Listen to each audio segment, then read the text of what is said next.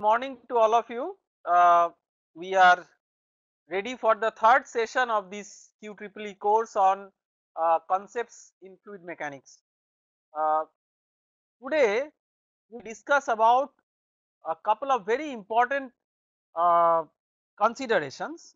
One is integral form of conservation equation and another is differential form of conservation equation. So the question is that why these equations are important. In fluid mechanics we are talking about conservation of certain quantities like mass conservation, which is reflected by the continuity equation that we have discussed, and also momentum conservation.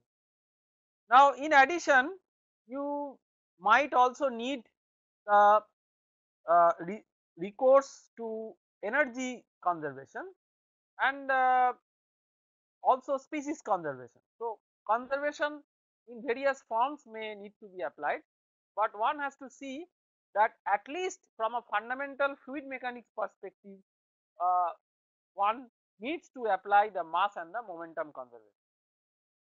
So to do that we will start with something which is called as Reynolds transport theorem.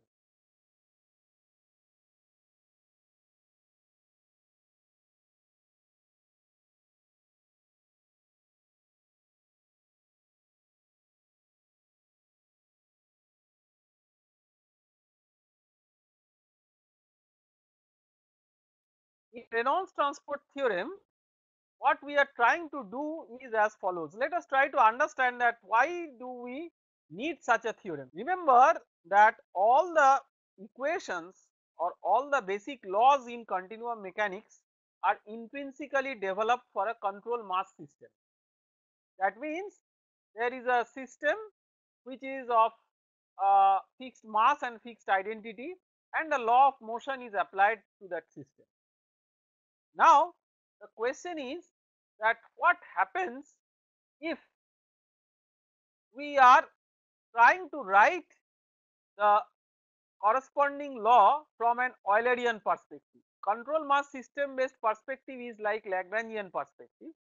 Now instead of that, if we are willing to write it in terms of an Eulerian perspective, to be physical, instead of writing it with respect to a system, if we write it with respect to a control volume. What is a control volume?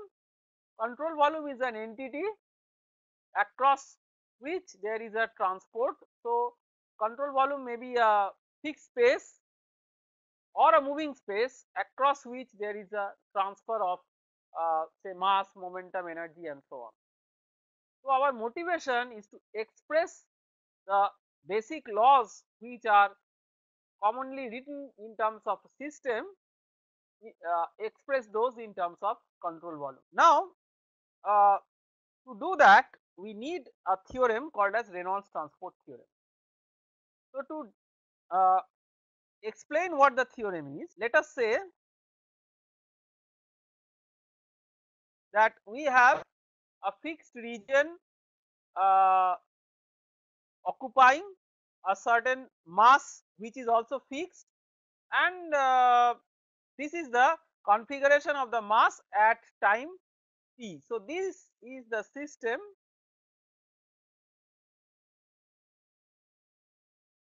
at t. The black line represents the system boundary. The same collection of mass over a period of time delta t, let us say occupies a new region which is given by this red colored envelope. So this is system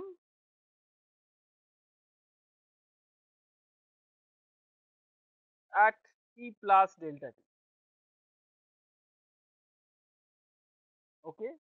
So we have system at t and system at t plus delta t.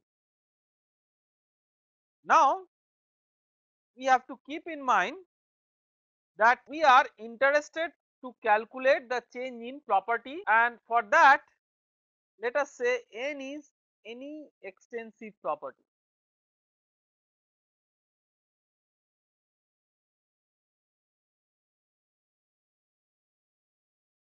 Any extensive property means any property which depends on the extent or the mass of the system, that is called as extensive property. Now we can write the dn dt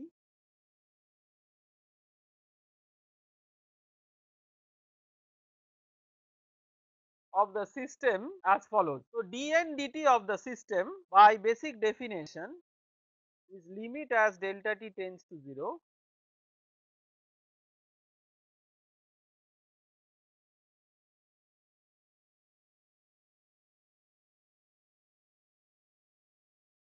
n at t plus delta t minus n at t divided by delta t. So this is the very basic definition of derivative. We do one thing, let us identify certain regions here. So I am just showing it by different colors. This blue colored region we identify as region 1. We may use a different color, maybe this region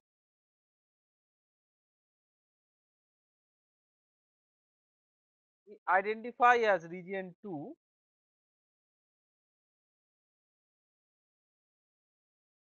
this region we identify as region 3. Okay. So now we can write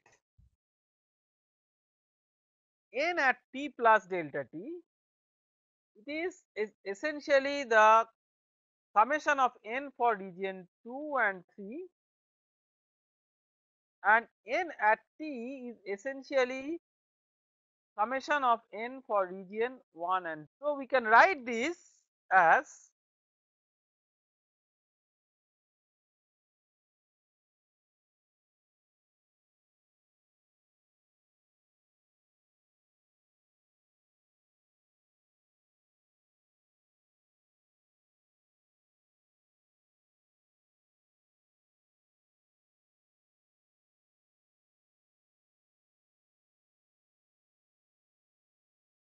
this plus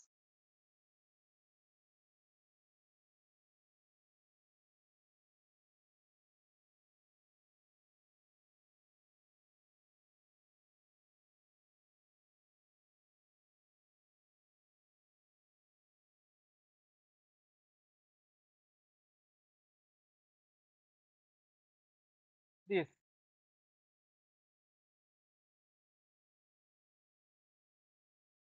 minus 1, sorry, 1. Okay. So now let us try to understand what are the implications of each term. To understand that, let us try to explain it physically, that when the system is changing its configuration, evolving over a location which can be identified to be fixed, and that location is location 2. So if you see, if you can identify this location 2, you can keep focus your camera at that location and you identify it, and that you call as control volume. So with respect to that control volume, 1 represents flow into the control volume and 3 represents flow out of the control volume. So we can write, use an appropriate color. So this is nothing but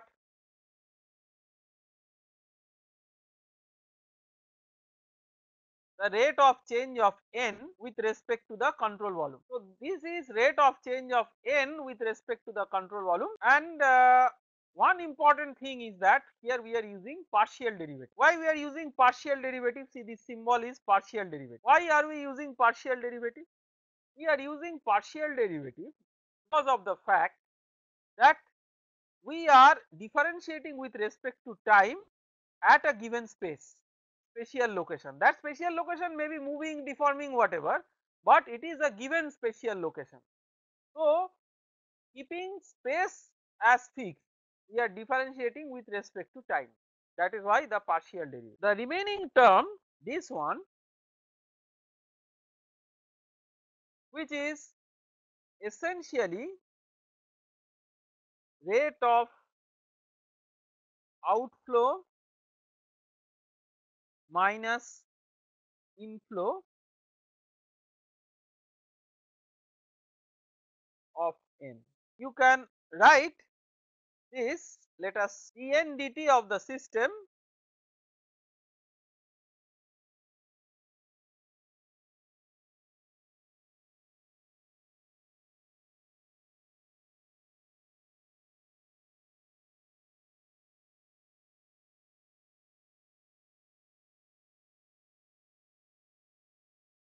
rate of outflow minus inflow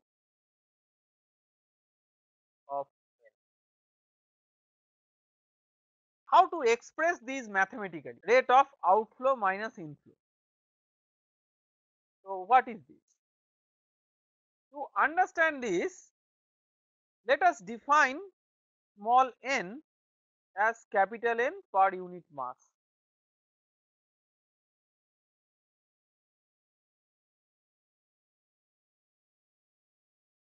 So, now based on this, let us write expressions for outflow minus inflow. So, let us say this is a control volume,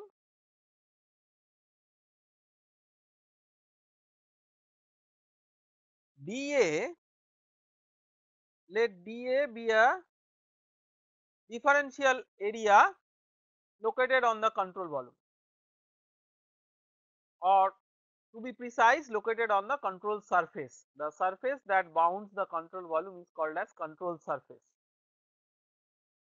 Now, how is dA defined? dA is defined by its orientation. Let us say this is the direction normal,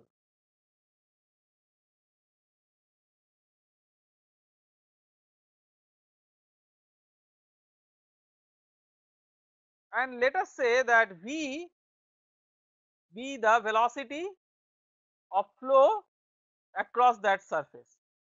So, what is the volume flow rate? The volume flow rate through the area, let us write it, that is the normal component of velocity, that is v dot eta. What is this eta? This is unit vector outward normal to dA.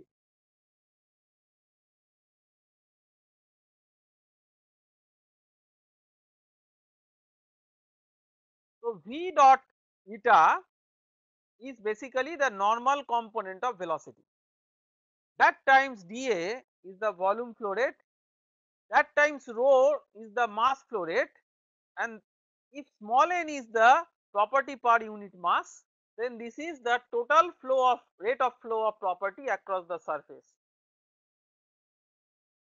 Now, how do we distinguish between outflow and inflow?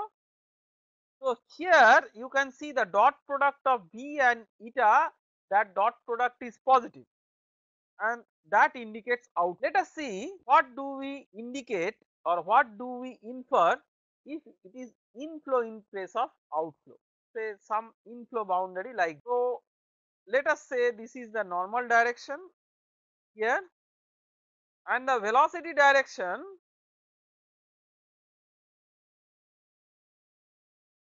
will be something like this because it is inflow. So, you can see the dot product of these two will be negative. That means we need not separately calculate outflow minus inflow. We will calculate this integral, and wherever v dot eta is positive, that will indicate outflow, and wherever it is negative, that will indicate inflow. So, this inflow outflow minus inflow we can represent by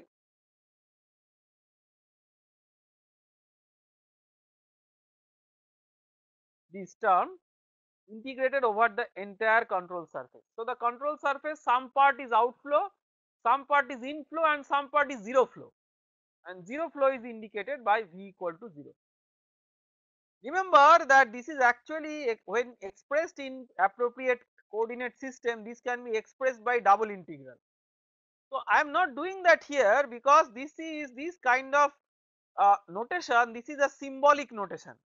This does not commit how many integrals you will require to specify the area. So, this is just a symbolic expression signifying the fact that you have to integrate over the control surface. The next thing is that what is this. So, for that let us consider a small elemental volume dV. The mass of that is rho into dV and property is small n into rho into dV, because small n is property per unit mass. So, this is d dt del t of integral of rho n dV over the control volume. So, we can write dn dt of the system is equal to del t of integral of rho n dV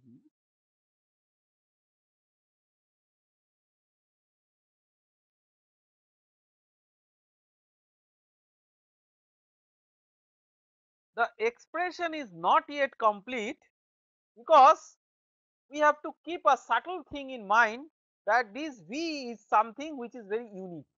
What is that unique V? Let us say that this control volume is a tank which is moving towards the right with a speed of 1 meter per second, and let us say there is a nozzle through which water is also coming towards the right with a velocity with a speed of 1 meter per second. So, then what is the rate at which water is flowing out of the tank? In that case water is not flowing out of the tank at all. So, the flow rate is actually 0. Why? Because tank is moving towards the right with a particular velocity, water is also moving in the same direction with the same velocity. So, there is no relative velocity of water with respect to the tank. So, this term, which is the flow term, is governed by the relative velocity of the fluid with respect to the control volume. So, this V therefore we signify or we amplify by the subscript R, Vr dot eta dA. So, this is essentially the Reynolds transport theorem.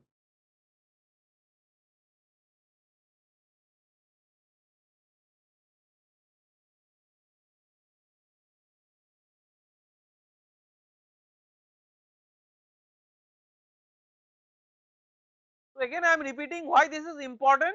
It is relating something what is happening for the system with the corresponding change in the control volume, and for this we can use the laws of particle mechanics which we are familiar with, and we can transfer those to corresponding expressions based on control volume. So, this equation can be thought of as a generic representation of integral balance for a control volume, and we will see in a moment that we can derive the corresponding differential equations by suitable manipulation of these integral equations. So, now let me mention that what are the corresponding page numbers of these lecture notes which are relevant to the discussion that we have made by this time. So, we have covered the material in this page number 1 of the lecture notes, derivation of the Reynolds transport theorem, page number 2, and then also page number 3 and partly page number 4. So, this is what we have discussed so far. Now, we will apply the Reynolds transport theorem to conservation of mass and conservation of momentum. Application 1.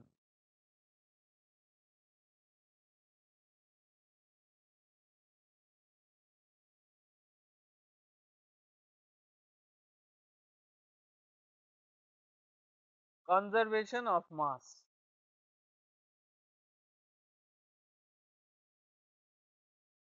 So, for conservation of mass, what is n? N is the property that you conserve. So, n is m, and small n is capital N per unit mass. So, small n is 1.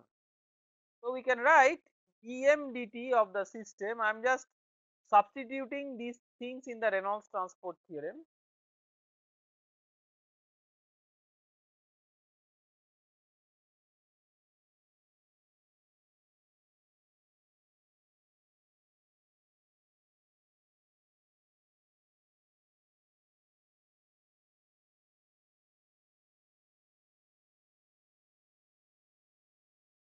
okay.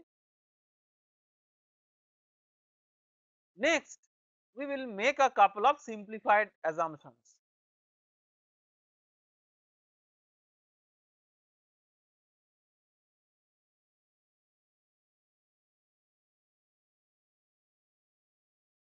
Number one assumption, stationary control volume. So, if you take a stationary control volume, the relative velocity and the absolute velocity are the same, because control volume is not moving. And the other is non-deformable control volume. That means volume of the control volume is not a function of time. Deformable control volumes may be important, like for example, a balloon filled with a gas and the balloon is being blown up or air is blowing out of the balloon. So, that is a case when you are having a deformable control volume if the balloon is the control volume. But here for simplicity we are assuming non-deformable control volume. So, if you are having a non-deformable control volume, then V is not a function of t, and then the good thing is that because this volume is not a function of time, we can take the partial derivative inside the integral without any correction term. The other more important and more fundamental consideration is a system by definition is of fixed mass. That is why it is also called as control mass system. So, that means the left hand side is always 0. So, with these considerations we can write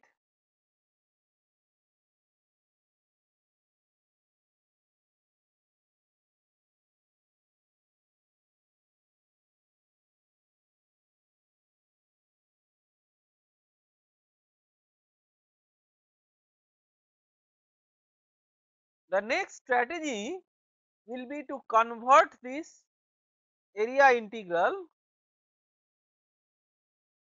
into volume integral, and that can be done by using the divergence theorem in vector calculus.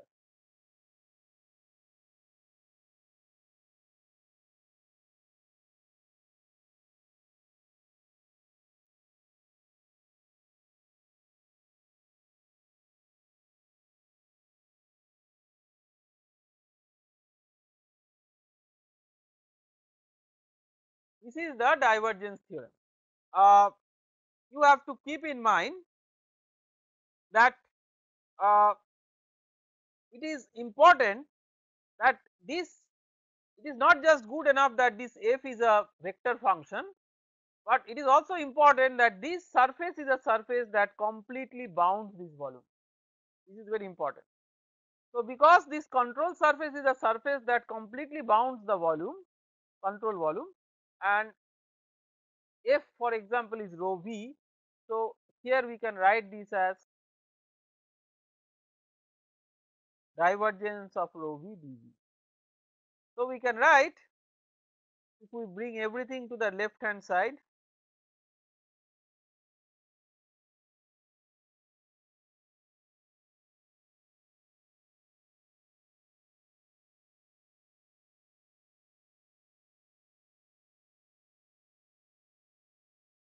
now you have a function which integrated over an arbitrary control volume is 0, and that is possible only if the function itself is 0. So, that means you have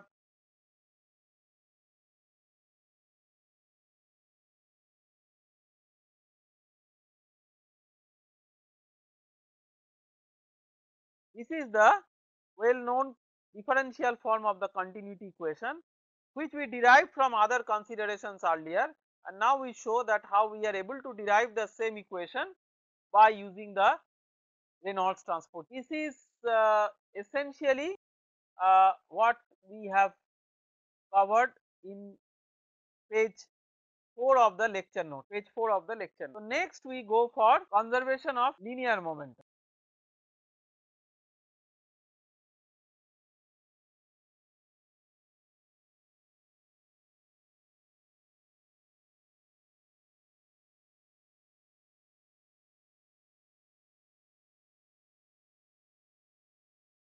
Conservation of linear momentum. So, here n is mv.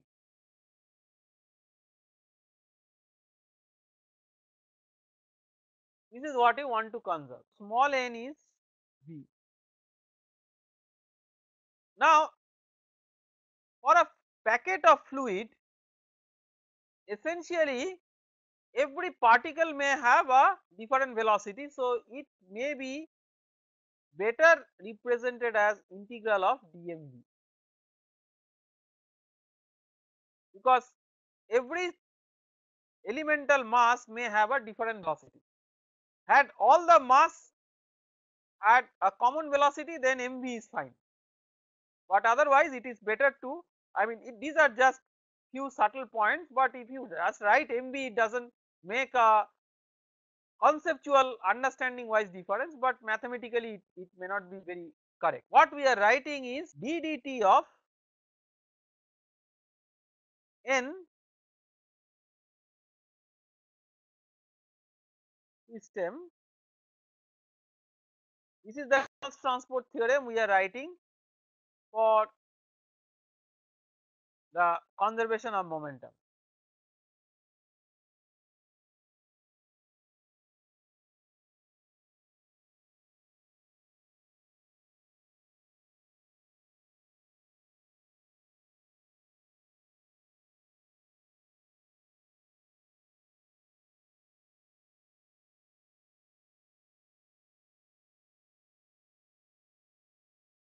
So, by Newton's second law of motion, we can clearly say that this is nothing but the resultant force acting on the system. See, this is why we are using the Reynolds transport theorem, because on the left hand side we have the system based term for which we can use the standard forms of the laws of motion.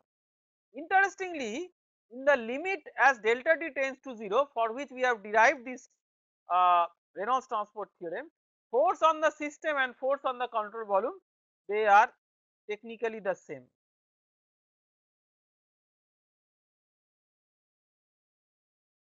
So, we can write that this is the expression for conservation of linear momentum in an integral. Now, we are interested to write the corresponding expression in a differential form. So, our next objective will be or to obtain a differential form of the conservation of linear momentum.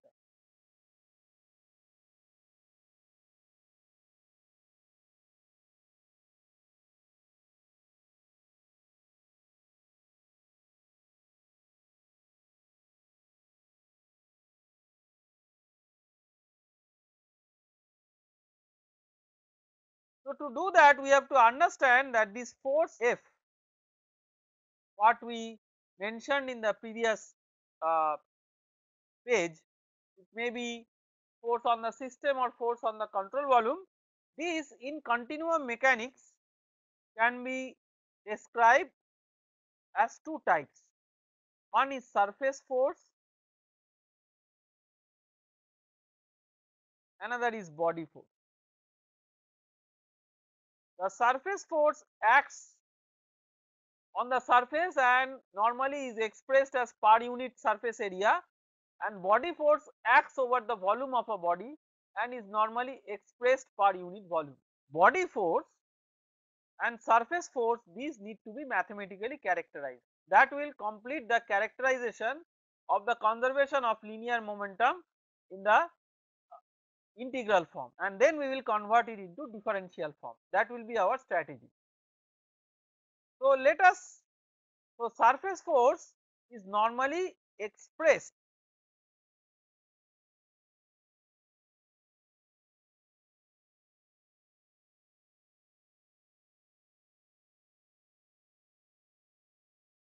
in terms of stress tensor component,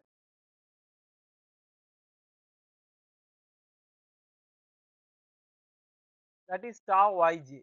What is tau yj? First of all, tau is force per unit area, but there are two indices. When you have a single index, you have force F, you can express it by a single index. I equal to 1 will mean x component, I equal to 2 will mean y component, and I equal to 3 will mean z component. Now, for tau we require another index. Why? The reason is that to calculate the stress you require an area, and an area is not just specified by its magnitude. You may have the same area oriented in a different way, and then the stress on the area will be different. So, it is the orientation of the area that is also important, and that is governed by the unit vector normal to the outward normal to the area.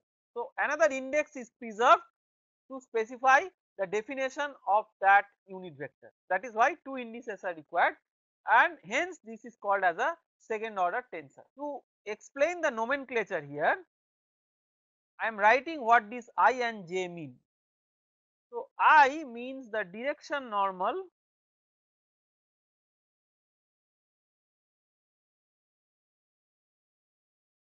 of the area on which the stress is acting, and j is the direction of action of the stress.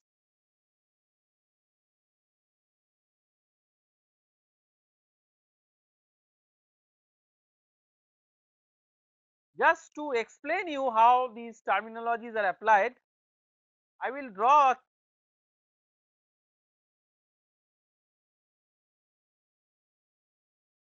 cuboid and just show you the various terminologies. So, this is x axis, this is y axis, this is z axis. Normally in index notation, this is x1, this is x2, and this is x3. This kind of index notation was first introduced by Einstein. So, it is also known as Einstein's index notation. So, now if you are writing say this component of the stress, this is the normal stress to this area. So, what will be the symbol? What will be the expression we will come later on, but what will be the symbol first? Tau, then the direction normal to this is the x1 direction. So, tau 1. What is the direction of action of this force? That is also in the x1 direction. So, tau 1 1. Several books it is written as tau xx, sigma xx, or even sigma x, because these two indices are repeated. So, sometimes it is just using a single index sigma x it is using. So, all these expressions tau 1 1, tau xx, tau x, sigma x, sigma 1 1, they are equivalently used for the same thing. This is the normal. Then let us show the shear stress. By the way, we will show the forces along the positive direction only if the outward normal is positive. So, on this face the outward normal is positive, so we will show the forces in the positive direction. On this surface for example, the outward normal is negative, so we will show forces in the negative direction, that is the sign convention. So, here we show, so this is one component of shear stress on. So, what is the first index? Direction normal to this surface still remains 1, and direction of action of the force that remains on 2. So, tau on 2. Similarly, this will be tau 1 3. So with this little bit of, see, I have not actually written the expression because this could be tau 1 2 plus something, but I am just trying to write the symbols, right, trying to explain the symbol. So with this little bit of background, let us consider an elemental volume and try to identify the surface forces along the x direction.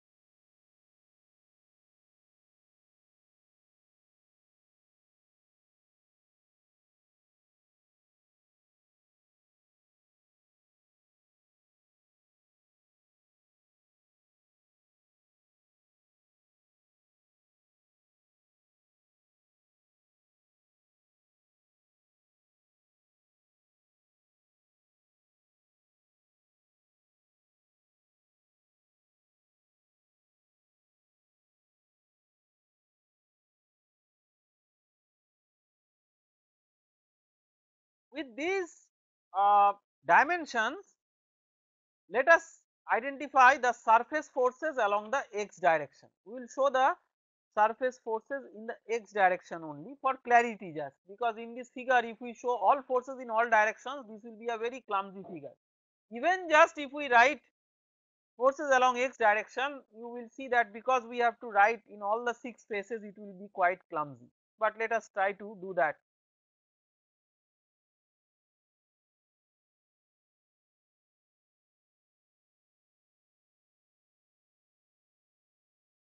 So left and right, let us show this by blue color, left face and right face.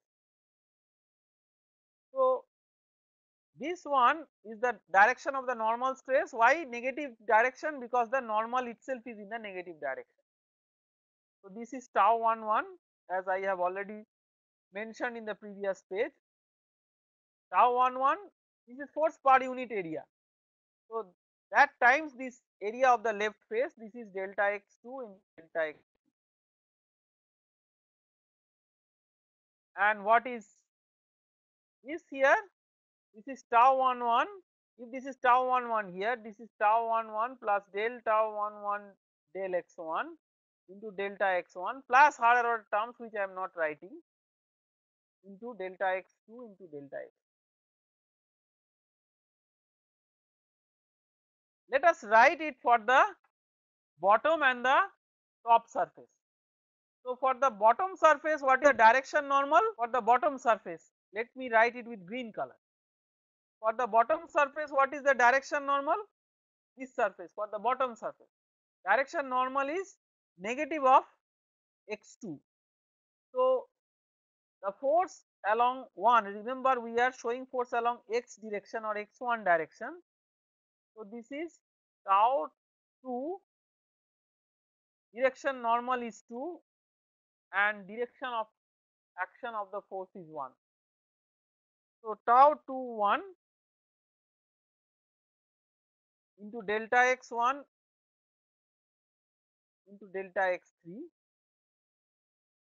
and then here at the top it will be tau 2 1 plus del tau 2 1 del x2 into delta x2 into delta x1 into delta x. The front and the back face we will write with black color. So for the back face, the force for the back face, what is the normal direction? Negative x3.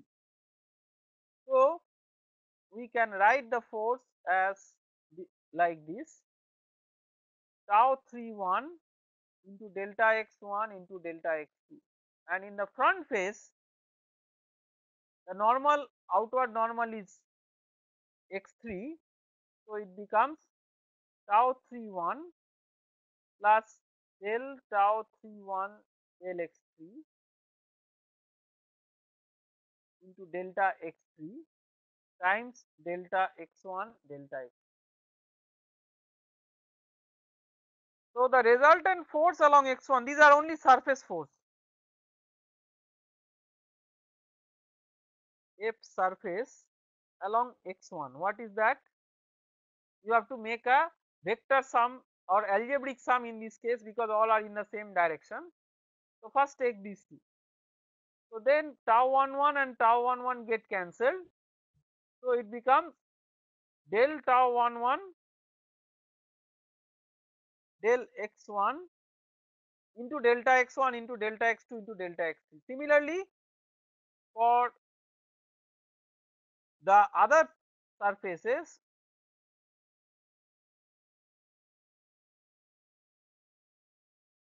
these terms are added and it becomes this one. Okay. So this is covered in page number 5 and partly page number 6. So next we will write the surface force, sorry, body force. Surface force we have already made. Body force along x1. The body force can be expressed as per unit volume or per unit mass. Let us say we express it per unit volume. So B1 is body force per unit volume along x1.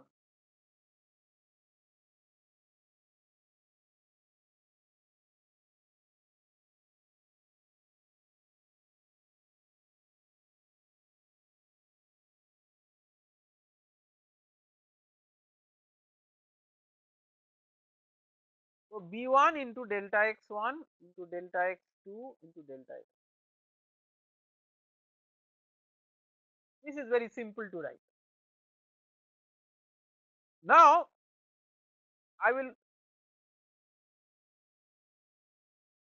show you how to write this in a compact form.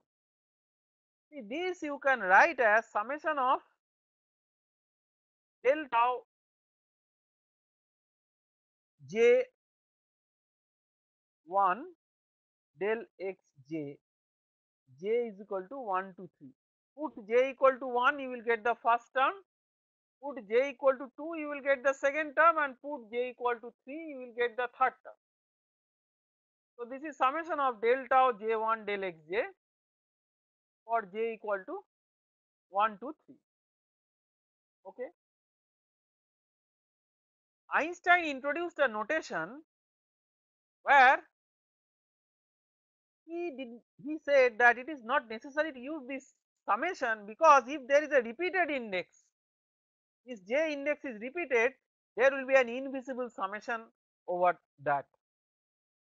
So some in some advanced books this will also be written as del tau j1 del x. So we can write for this control volume resultant force. So we will write the Reynolds transport theorem again for the linear momentum conservation. So resultant force on the control volume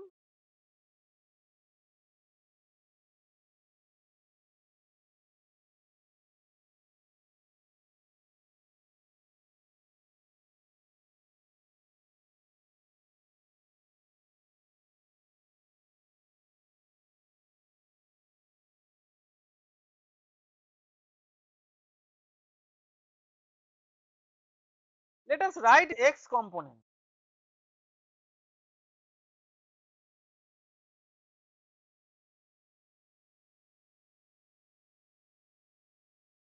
Or x1 component.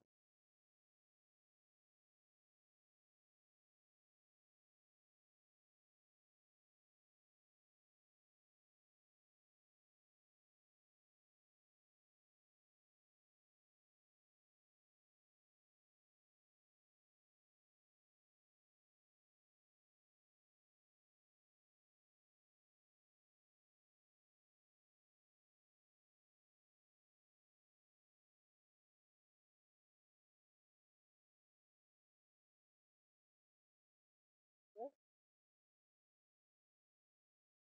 So u1 is the velocity component along x1. It is, in other words, u1 is the u component of velocity which we uh, used as a symbol in our earlier. Next we make these assumptions that it is stationary control volume and non-deformable control volume, just as we assume for our uh, discussion on mass conservation.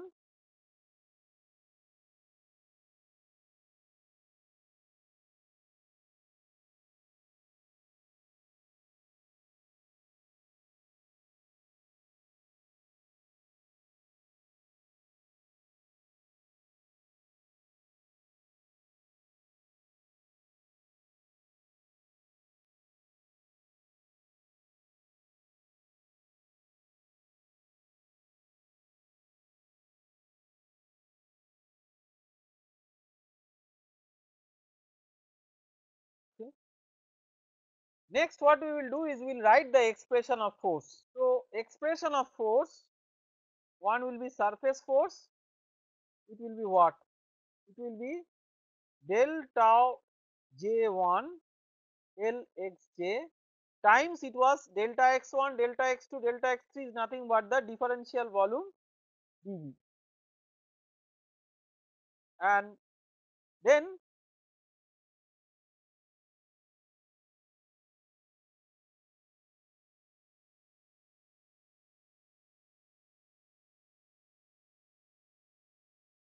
so everywhere you see there is an index 1 because it is the momentum equation along x1. So, to generalize it in the ith direction,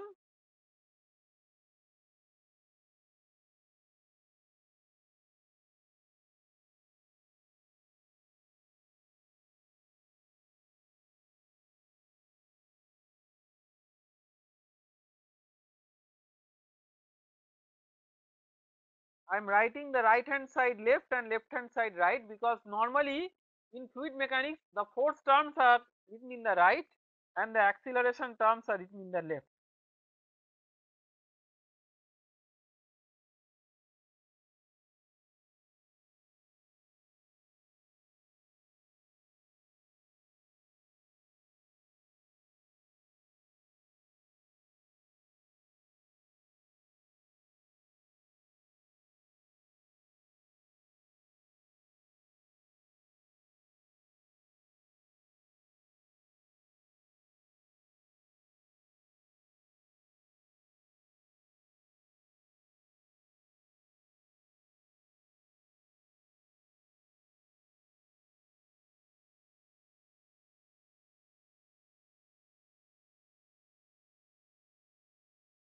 Okay.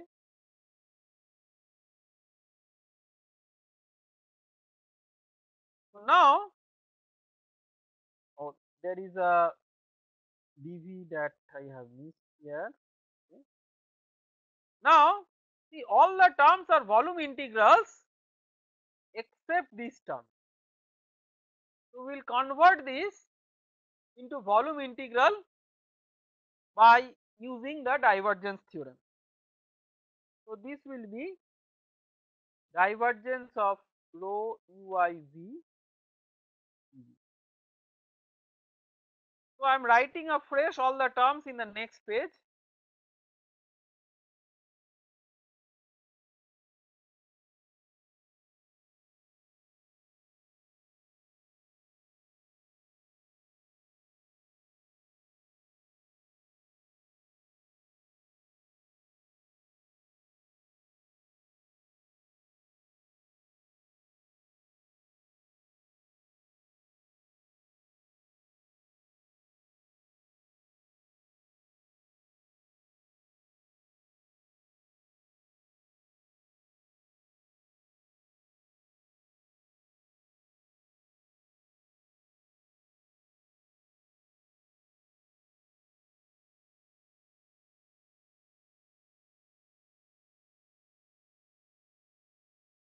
This is nothing new, whatever was there in the previous page I have just written that, and it is to be remembered that this also can be written in index notation. This is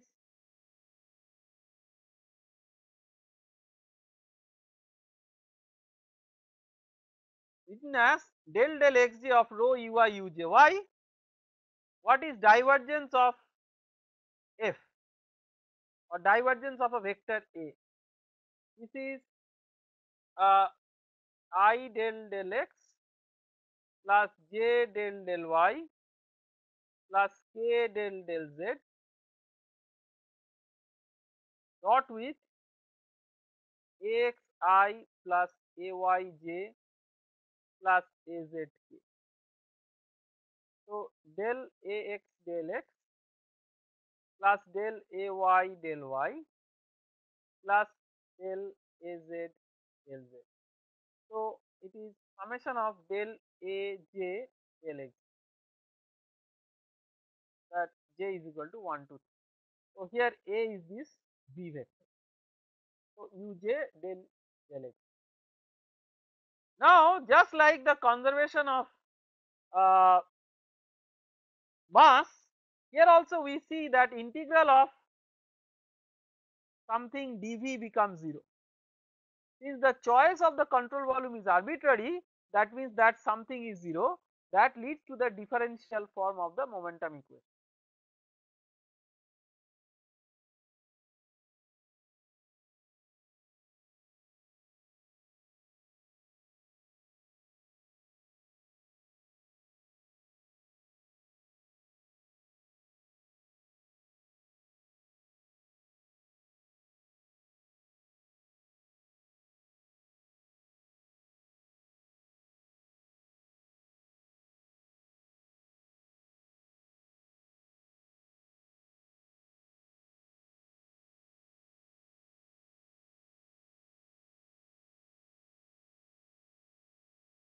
We can make another simplification from angular momentum consideration. In the interest of time, I am not going to derive that.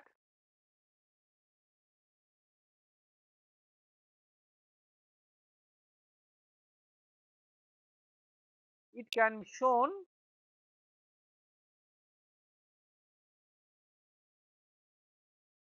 that tau ij is equal to tau ji if there is no body couple.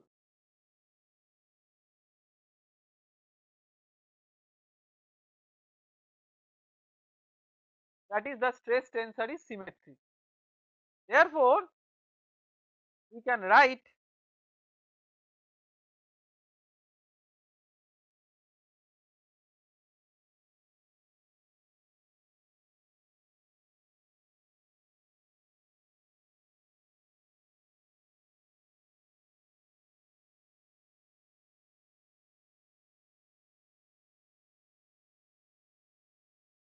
this equation is called as Cauchy equation or Navier equation.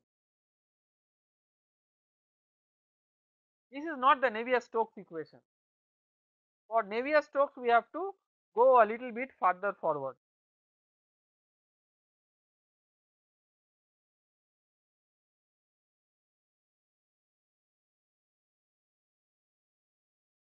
So let me indicate what are the pages, page numbers, the relevant page numbers of your lecture notes, which have covered up to this. So page 6 and then partly page 7. So partly page 7. In fact, we have derived up to equation number 3.10 of uh, your lecture notes, which is page number 7. Now the big question is that can we solve a problem by using this equation? So let us look into this equation again. See how many unknowns are there. So along with this, you also have a continuity equation. So unknowns.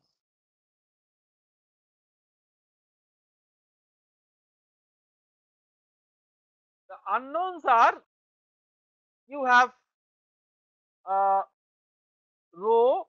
Rho may be known, may be unknown. In general, it may be unknown. U1, U2, U3, and how many tau ij's? See, I is from 1 to 3, j is from 1 to 3. So 3 into 3 9, but you have tau ij equal to tau ji. So 6 independent tau ij. So total 1, 2, 3, 4 plus 6, 10 unknowns. But how many equations you have? Continuity and the three components of momentum equation. This I can be 1, 2, 3. So 3 components. Equations are 4. So you have 4 independent equations with 10 unknowns. That doesn't match. You have to reduce the number of unknowns. So one trick for that is to attempt to express tau ij in terms of the other physical parameters, which are primarily velocity and pressure. So to do that, we have to refer to the rheology of the fluid and also the kinematic. So we will look into the kinematic issues first. So tau ij kinematically should be dependent on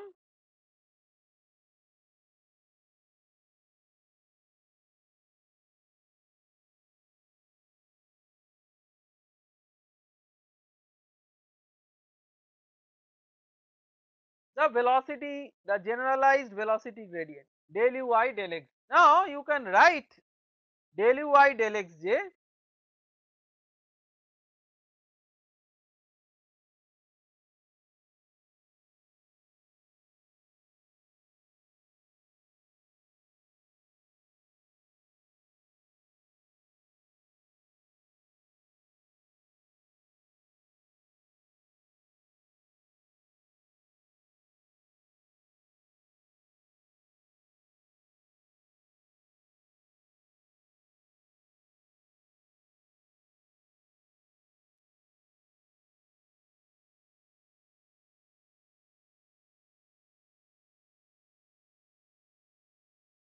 okay. So then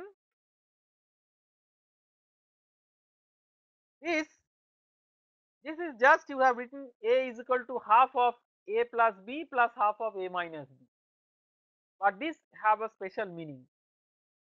So this has a meaning of the deformation of the fluid. When I equal to j, this becomes linear deformation, and when I is not equal to j, it becomes shear deformation, and this is related to rotation. So tau ij should not be dependent on rotation, because rotation is a factor which is decoupled from deformation, and tau ij should be related to deformation only. So tau ij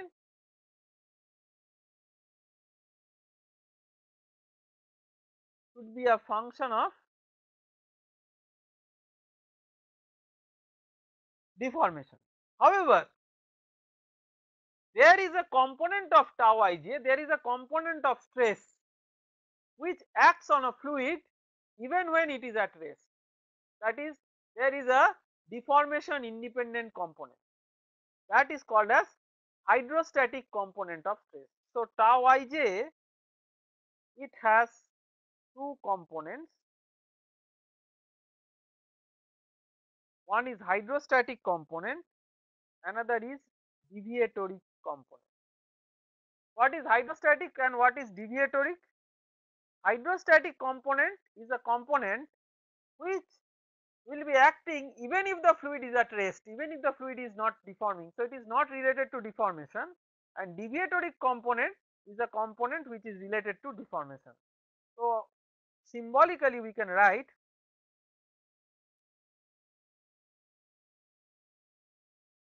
tau ij is equal to tau ij hydrostatic plus tau ij deviatory. Now what is the expression for tau ij hydrostatic? So when physically let us understand. If it is a hydrostatic system, then only stress is due to normal stress on account of pressure. So tau I is a hydrostatic. Why minus P we are writing? It is not yet complete, but the first is minus P. Why minus P? Minus P because normal stress by definition, tensile stress is positive, but pressure by nature is compressive in its sense. So minus. Then we use a symbol delta Ij, which we call as Kronecker delta.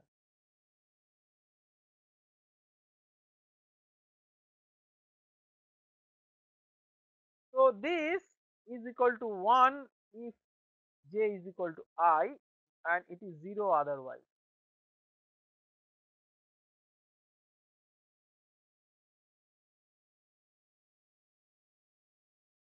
The whole idea is that you do not want this to be non-zero if I is not equal to j or j is not equal to I. In that case, there can be shear component of stress due to pressure, but that is not the physical reality. Physical reality is there is only normal component of stress due to pressure.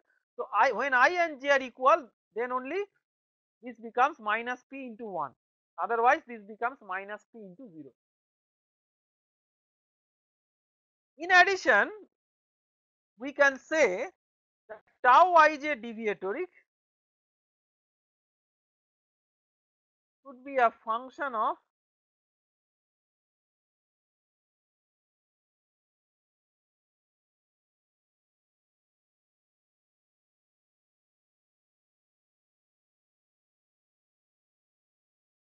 while acknowledging this, there could be several complicated functions that relate this tau ij deviatoric with this. But let us assume the most common engineering fluids like air, water. These types of fluids will have a linear mapping between tau ij and this one. Not only that, these types of fluids, so when you have a linear mapping of tau ij deviatoric and linear relationship between tau ij deviatoric and del ui del xj plus del uj del x. This kind of fluid is called as Newtonian fluid. So this is the generic definition of Newtonian fluid, where the deviatoric component of stress will be linearly related to the rate of deformation. Okay. Now when they are linearly related, there should be some parameters which are associated with this linear relationship. These parameters can be reduced to two parameters only if the fluid is assumed to be homogeneous and isotropic. So in addition,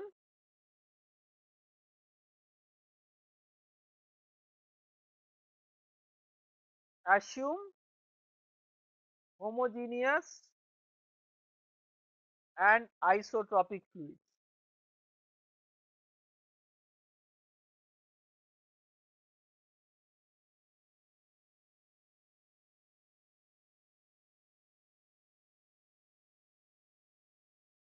So if you assume homogeneous and isotropic fluids, what do we mean by homogeneous? By homogeneous we mean that it is position independent. All the properties which we are talking about, these are position independent, and isotropic means direction independent. That means if you have rotation, reflection, translation of your coordinate axis, these properties not change. So with this consideration, you can write that for homogeneous, isotropic and Newtonian fluid,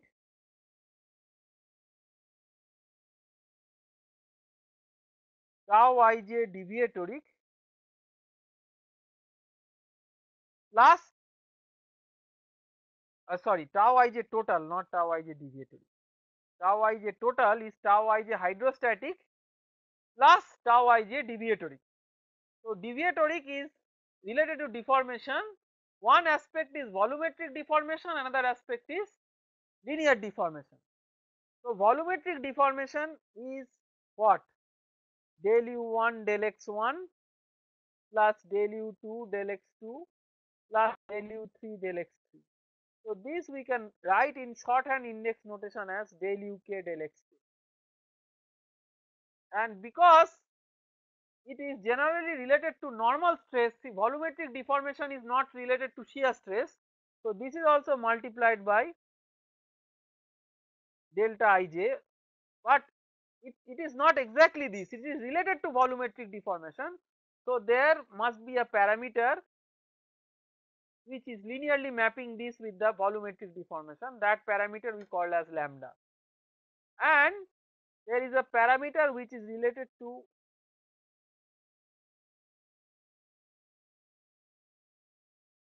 linear or angular deformation. So for that we use the parameter mu, where mu is the viscosity of the fluid. Why it is viscosity of the fluid? It is viscosity of the fluid is because this is rate of deformation, and this is shear. What maps linearly the rate of deformation with the shear stress is the coefficient of viscosity or viscosity. And this lambda is called as volumetric dilation coefficient, because this is something which is actually relating the volumetric deformation with the tau ij. So lambda and mu are the two important parameters. So now what we will be doing is, see, in the expression for the force, in the expression for the differential law for momentum conservation, the Cauchy equation or Navier equation, you need to evaluate del tau ij del x. So we will do that in a moment, but now we will try to evaluate a relationship between lambda and mu. So for that, let us calculate tau 11, I equal to 1, j equal to 1. So that is minus p plus lambda del uk del xk plus 2 mu del u1 del xn. Similarly, tau 22 is minus p plus lambda del uk del xk plus 2 mu del u2 del xt. And tau 33 is minus p plus lambda del uk del xk plus 2 mu del u3 del xt.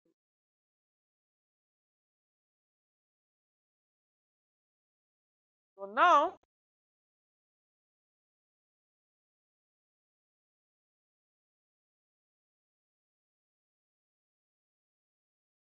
if we find the mean of tau 11, tau 22 and tau 33, this is average normal stress, and minus of that is called as mechanical pressure. So if you add these three, you will get minus 3 pm. Pm is mechanical pressure. This is the definition of mechanical pressure.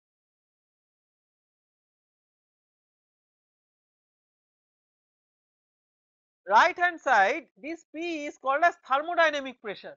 So this is a pressure that satisfies or that obeys the thermodynamic equation of state, whatever is relevant for this fluid. So minus 3p, this is thermodynamic pressure,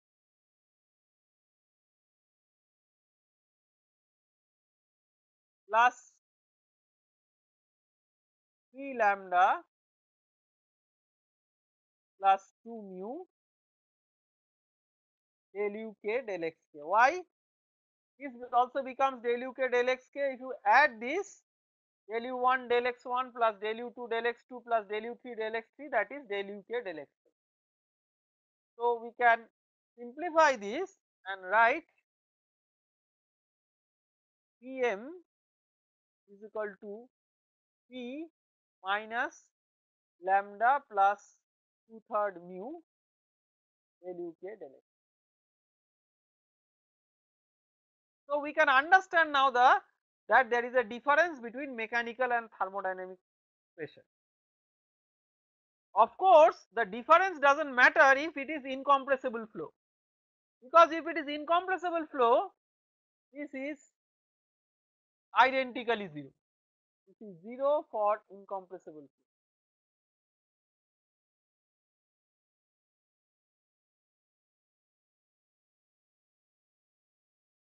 So for incompressible flow, this is 0, and hence for incompressible flow, mechanical and thermodynamic pressure are identical. But physically, what is the origin of difference between mechanical and thermodynamic pressure?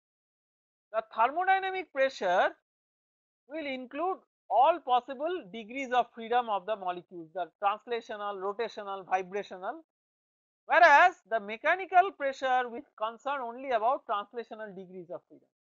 So they are equal when all the degrees of freedom are eventually immediately converted into the translational degrees of freedom.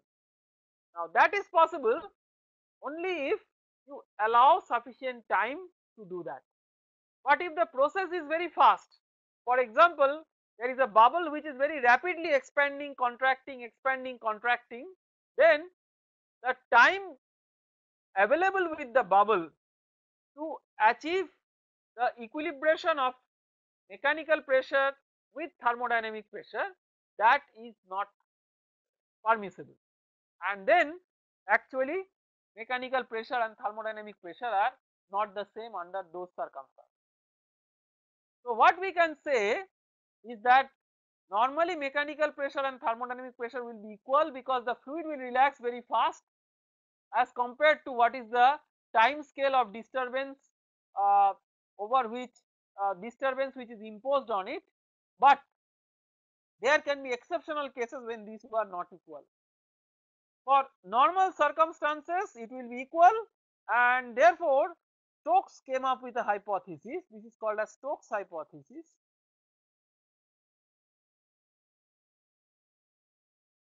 Mechanical pressure equal to thermodynamic pressure, and in many circumstances it holds true, and that will mean that for a general case lambda plus 2/3 mu equal to 0. You do not care about this for incompressible flow, because for incompressible flow the multiplier is 0, but for a general scenario this term is not 0, therefore lambda plus 2/3 mu equal to 0. That means lambda is equal to minus 2/3 mu.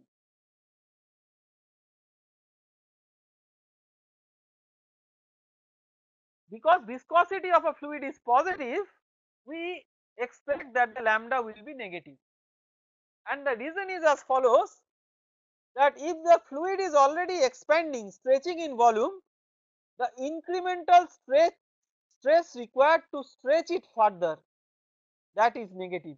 You see, the tau associated with the volumetric deformation is del uk del xk into lambda. So if del uk del xk is positive, that means the volume is expanding, then lambda negative means actually the stress required to stretch it further is negative, because it is already expanding. That is the physical implication of negative lambda. So now with this Stokes hypothesis we will proceed to the evaluation of del tau ij del xj.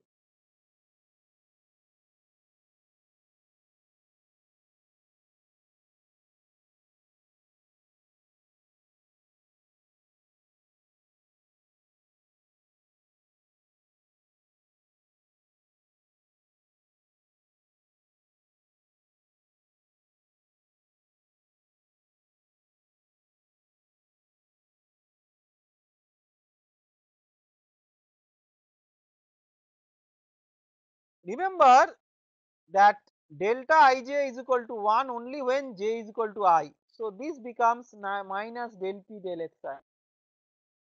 Similarly, this becomes del xi of lambda del uk del xk. Remember, we have already taken homogeneous fluid, so lambda is not position dependent, so you can take this out of the derivative also without any problem. Plus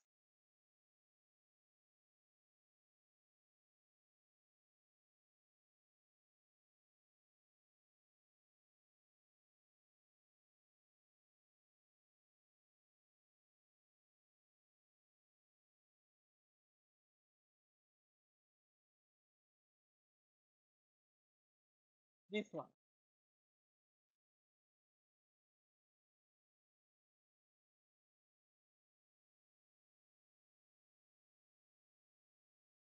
Now we can simplify this a little bit, because mu is not a function of x, we take mu out of the derivative. So this will become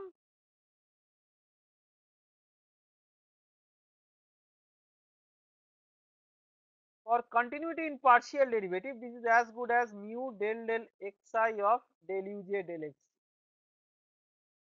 just swapping I and j, and this is as good as mu del xi of del uk del x.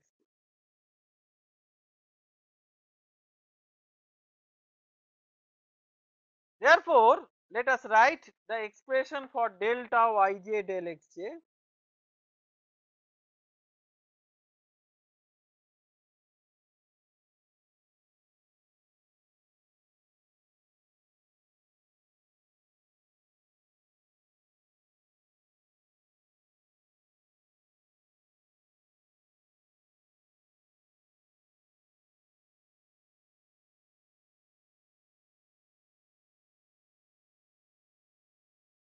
Okay, and lambda is minus 2/3 of mu by Stokes hypothesis.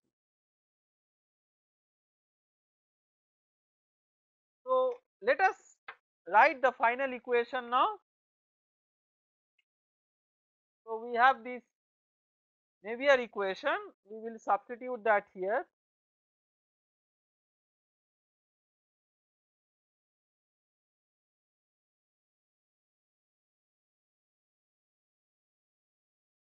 Is equal to del tau ij del xj. This is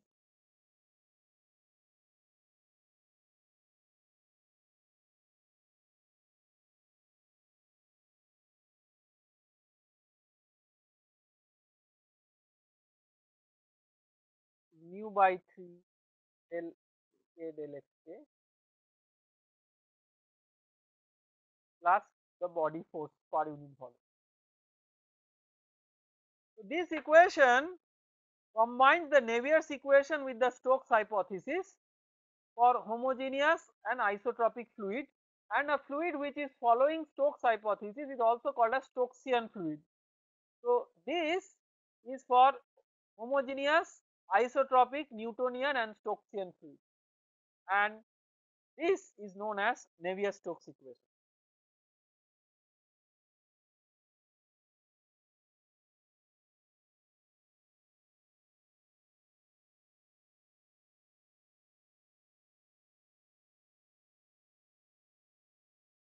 Of course, this equation can be simplified to a considerable extent if it is incompressible flow, so then this term becomes 0. Otherwise, for compressible flow, this term has to be there. Let us also try to look into the left hand side of this equation.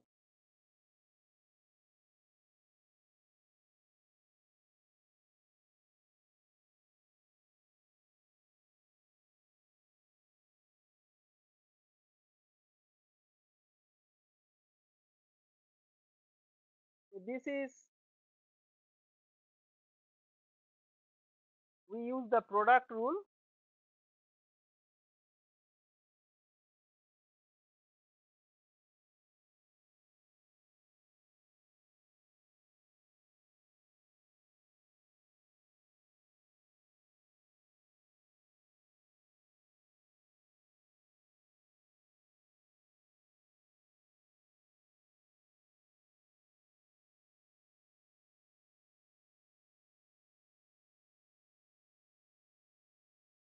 we are using the product rule here. So now if you collect the terms with rho or ui,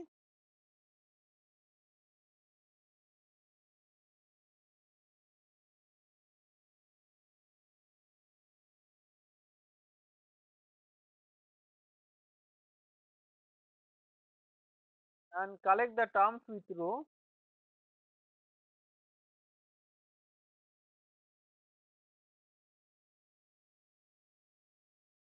then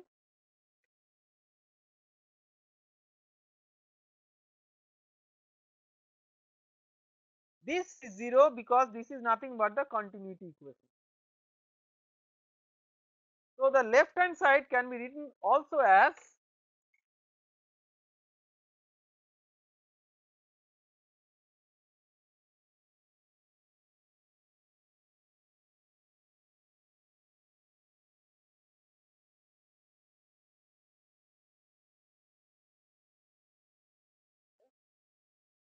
remember this rho comes out of this equation not by virtue of the fact that the density is constant, the density may still be variable, but it comes out of the fact that we have used continuity equation.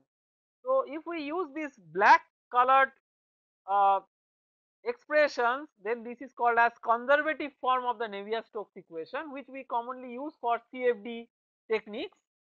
And if we use this blue colored expression, this is called as non-conservative form, which we commonly use for analytical techniques. Why conservative form is because this black colored form directly follows from the basic conservation equation over a control volume, for which we have started from the Reynolds transport theorem. Now let us try to make a balance of the unknowns and equations. So how many unknowns are there?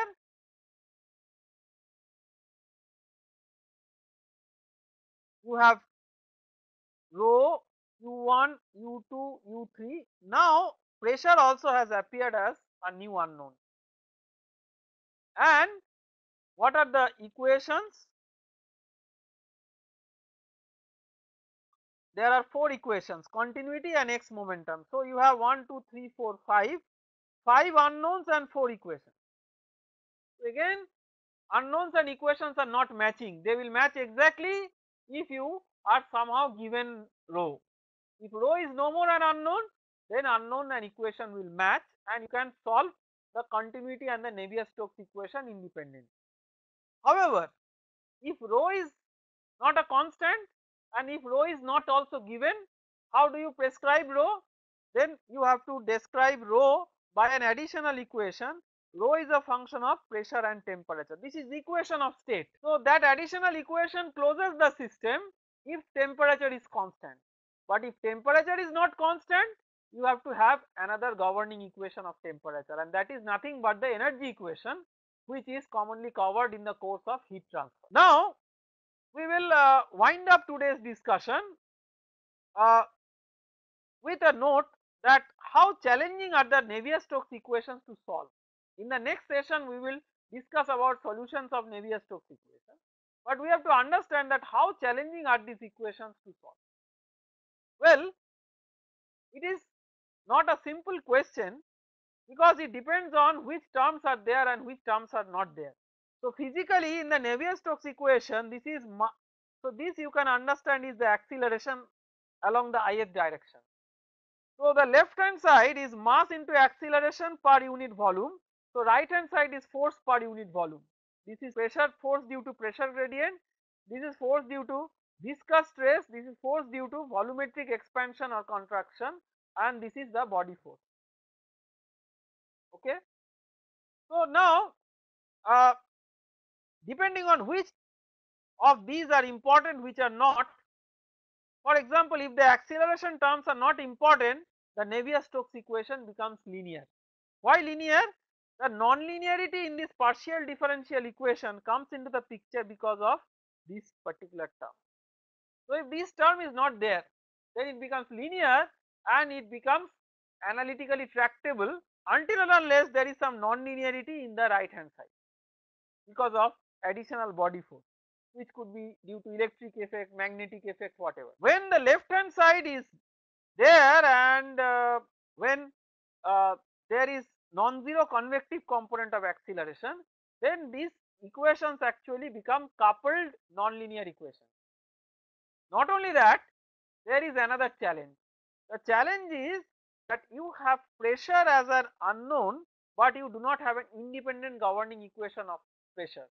So you have to cook a governing equation of pressure with the help of the continuity equation. So all these make it very challenging to solve the Navier-Stokes equation analytically for all possible conditions, and based on this requirement, the subject of CFD or computational fluid dynamics emerged, with a quest of solving the Navier-Stokes equation for those cases in which analytical solutions may not be possible, and getting all possible details of flow through experiments may also be difficult. So we wind up the discussion, and the remaining 10-15 minutes we will uh, uh, have interaction through chat and video, and uh, I would like to sum up what we have discussed today.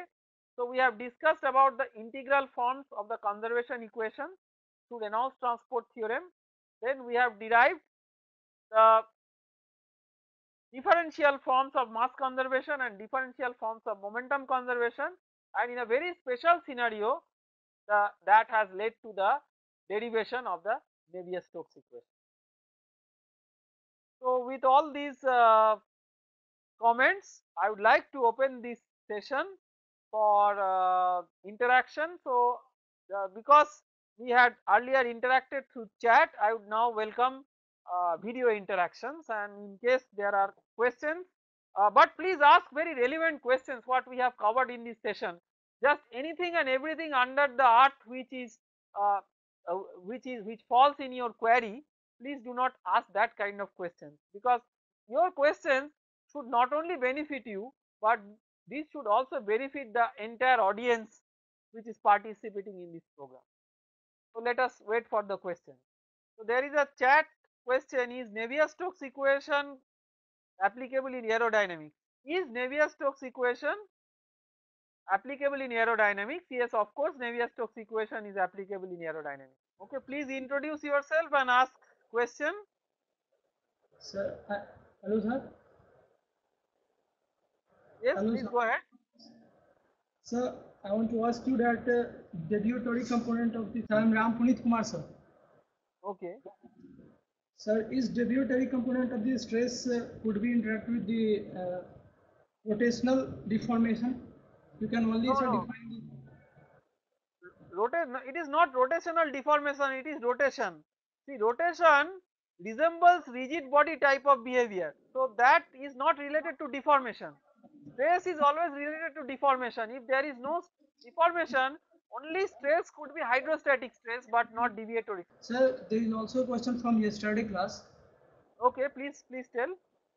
Sir, you just tell that flow net, the graphical representation of equipotential line and velocity potential.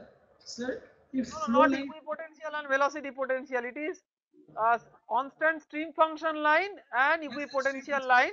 sorry, sir, They stream are function. net, the network structures that they form, that is called as flow net.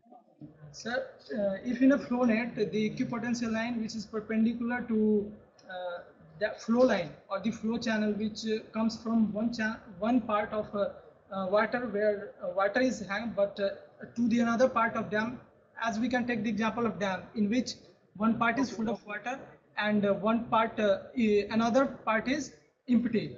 Then sir, how one flow line which is flowing through the channel, can the velocity decreases as we go gradually deep to the earth, then how that flow channel. Velocity depends on the gradient of the cross gradient of the stream function. So if you are going from one streamline to the other, you are automatically getting a gradient in the stream function, and that gradient is actually either along the direction of velocity or opposite to the direction of velocity, depending on what sign convention you have taken. And sir, Euler's function, when we convert Euler's function to continuity equation, then certain conditions are assigned, and you are saying that this. Your question is not correct. Euler's function is not converted to continuity equation. Euler's equation is converted to Bernoulli's equation.